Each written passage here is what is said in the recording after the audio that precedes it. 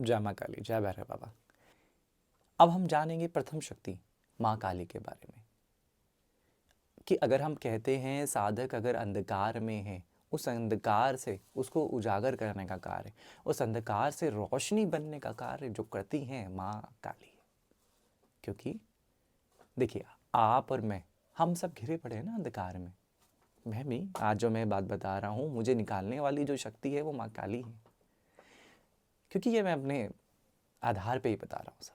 अपनी जो जीवन है मेरा, जो माँ काली ने जैसे मुझे इस जीवन से बाहर निकाला, अंधकार रूपी संसार से, माया रूपी संसार में जहाँ मैं फंसा पड़ा था, सिर्फ वो माँ माँ माँ नाम के पीछे, उसे निकालने वाली वो मेरी शक्ति काली ही है। अब जब साधक इस माया के जाल में फंसता है, उसका मार्गदर्शन करने काली हमेशा आती हैं। अब जब काली आती हैं तो वो अकेली नहीं होती, उसके साथ भैरव भी होते हैं, महाकाल, जिसके भैरव काली के हैं महाकाल।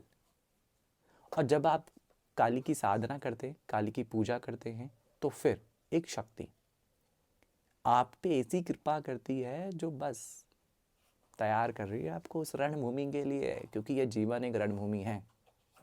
तो जब वो काली आपको उस रणभूमि के लिए तैयार करती हैं, फिर आपके अंदर वो ललक होती है जागने की कि अब मुझे जागना है इस माया से, इस माया रूपी संसार से। क्योंकि काली सबसे पहले तो आपको समझाती है कि माया क्या है, क्योंकि वो स्वयं से महामाई है ना।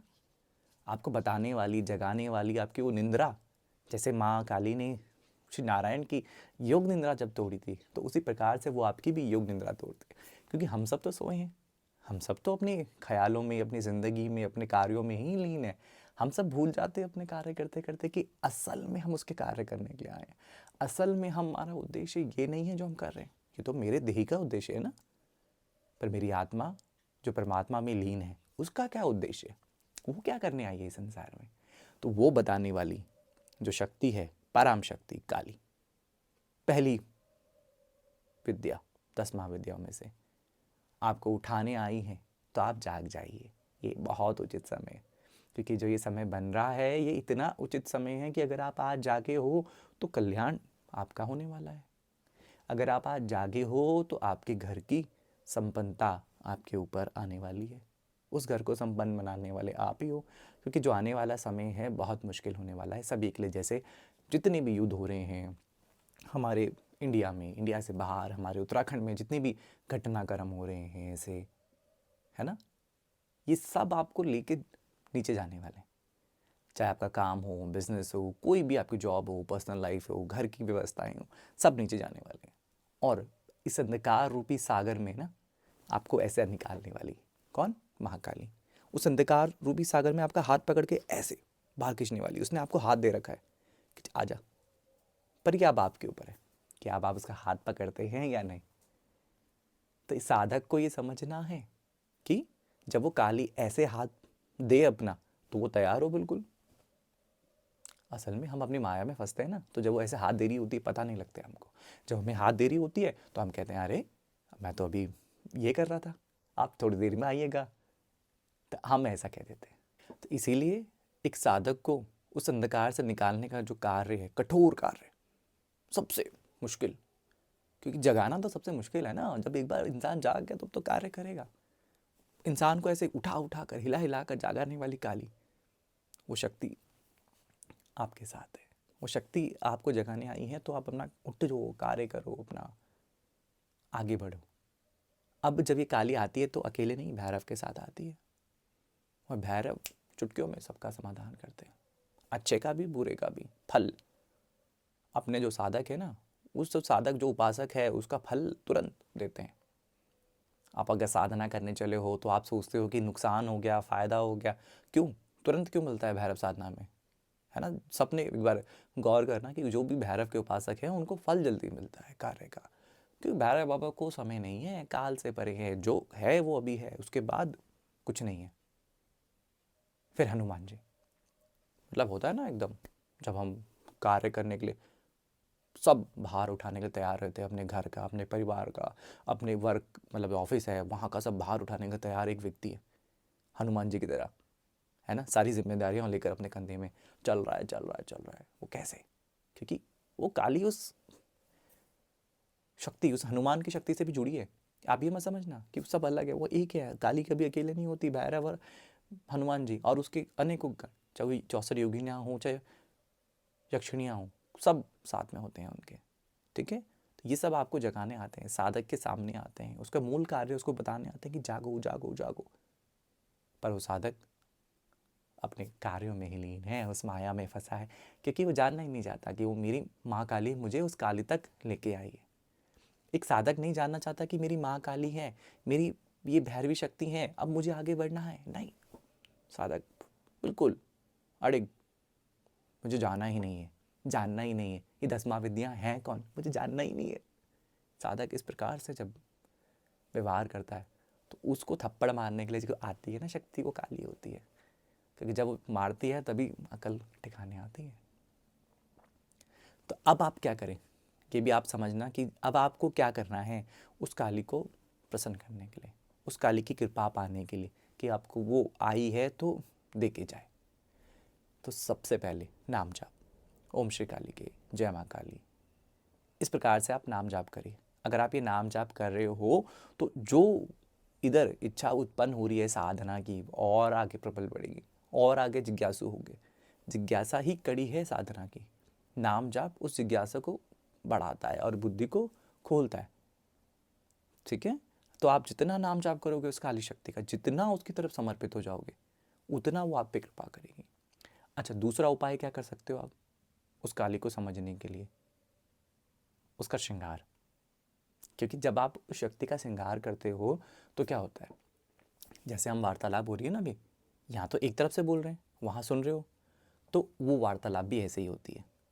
जब श्रृंगार का आप करते हो तो माँ काली स्वयं से बताते कि अब ये वस्त्र मेरे उचित है, ये वस्त्र मेरे उचित नहीं है, या ये पुष्प मेरे चलेगा, आज ये पुष्प नहीं चलेगा। क्योंकि ये जो श्रृंगार है हर दिन चेंज हो सकता है, हर दिन अलग हो सकता है। माँ हर दिन अलग स्वरूप में आपको दर्शन दे सकती है। तो जब आप श्रृंगार करते हो आपके कानों में बात आने लगती है, क्योंकि अभी तक तो आप उसको स्वप्न में देख रहे थे, पर आप उसको अब इस जागृत अवस्था में भी जानना चाहते हो ना। तो जब आप श्रृंगार करते हो तो उसकी वाणी यहाँ तक आती है, आपके कानों तक। और जब आपके कानों तक आती है तो बिल्कुल आप ऐसे हो तो यार अब ये तो चमत्कार है। अब आपका मन करता है और मैं श्रृंगार करूँ उसका थोड़ा सा। अगर मैं श्रृंगार में 15 मिनट लगते हैं, आधा घंटा लगता है, अब मैं 1 घंटा दे दूँ, ऐसा। तो याद की साधना का स्वरूप ले लेता है श्रृंगार। क्योंकि श्रृंगार एक, जैसे आप माला लेके बैठे हो तो वहाँ आप कम्युनिकेशन नहीं कर रहे हो, वार्तालाप नहीं कर रहे हो शक्ति से। पर आप जब श्रृंगार करते हो शक्ति का तो वहाँ वार्तालाप हो रही है हम दोनों के बीच कि माँ तेरे को ये वस्त्र चाहिए तो बता, माँ तेरे को ये वस्त्र नहीं चाहिए तो मैं इसको साइड करूँ, माँ श्रृंगार में आज ये पहनोगे, ये पुष्प चलेंगे आपको आज। तो ऐसी वार्तालाप होती है। तो नाम जाप, श्रृंगार। तीसरा, माँ के भोग। जब आप माँ को कोई भोग लगाते हैं तो इसका मतलब, जैसे आपने एक इच्छा रखी, आपने मन में एक ऊर्जा रखी कि मेरे को ये चाहिए, है ना, ऊर्जा शक्ति। तो वैसे ही वो शक्ति के मन में एक आपके लिए एक प्रयास होता है जानने का कि क्या ये साधक समझ पा रहा है। अभी इसको ऐसे समझना कि कभी देखो शक्ति तो ऐसी है कि मैं उसको कुछ, मेरा सामर्थ्य नहीं है उसको कुछ देने का, परंतु मेरे लिए, मेरी कल्याण के लिए वो मांगती है। मैं उसे कितना भी दे दूँ, मैं तो दूंगा उसको एक चुटकी समान, वो तो मुझे ऐसे मुट्ठी भर भर के दे देगी। तो वो क्या, वो मेरी चुटकी उसके लिए कुछ अहमियत रखती है? नहीं, पर वो जानती है भाव। इधर मैं भाव से दूंगा उसको एक चुटकी भी तो वो ग्रहण करेगी। उसको कुछ नहीं चाहिए संसार में, मैं कभी तृप्त नहीं कर सकता उस शक्ति को, पर जब मैं उसको भोग दूंगा तो फिर उसे पता है ये भाव से आया है। तो ये भाव आपके उस भोग में अगर मिलेंगे तो वो कृपा आप पे ही आने वाली है। तो अपने भोगों के माध्यम से जो आप भोजन बनाते हैं उसके लिए अनगिनत प्रकार के, तो आप माँ से पूछ भी सकते हैं, माँ आप क्या खाने वाले हो आज, माँ आपको भोग में क्या चाहिए, माँ आज ये मीठा बनाया है, क्या आप इसको खाओगे, या माँ आज मैं मीठा बनाने वाली हूँ या बनाने वाला हूँ, क्या आप ये भोग ग्रहण करोगे, या मैं आपके लिए कुछ और बनाऊँ। तो ऐसी वार्तालाप आप जब उसके लिए करते हो, उस शक्ति के लिए उस दिल से कार्य करते हो ना, तो उस साधना में आप और आगे जाते हो। मतलब क्योंकि हमारा तो ये कार्य है ना कि आप उस शक्ति को अंदर, अपने अंदर भीतर जागृत करो। तो इस वार्तालाप के कारण आपकी वो शक्तियाँ बोलो, चाहे उसको सिद्धियाँ बोलो, कुछ भी नाम दे दो उसका, वो जागृत होने लगती हैं।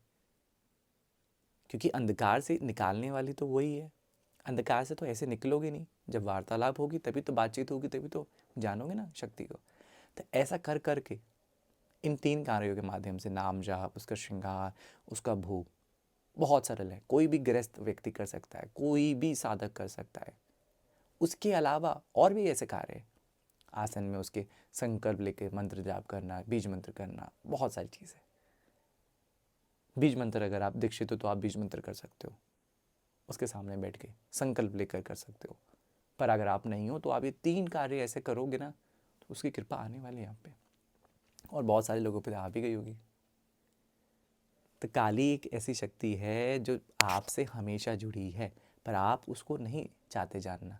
आप सिर्फ वो माँ काली तक फंसे हो। अब आपको माँ काली से अगर 10 महाविद्या के बारे में जानना है तो उस माँ काली से काली पे आना पड़ेगा, फिर वो तारा पे तभी लेके जाएगी।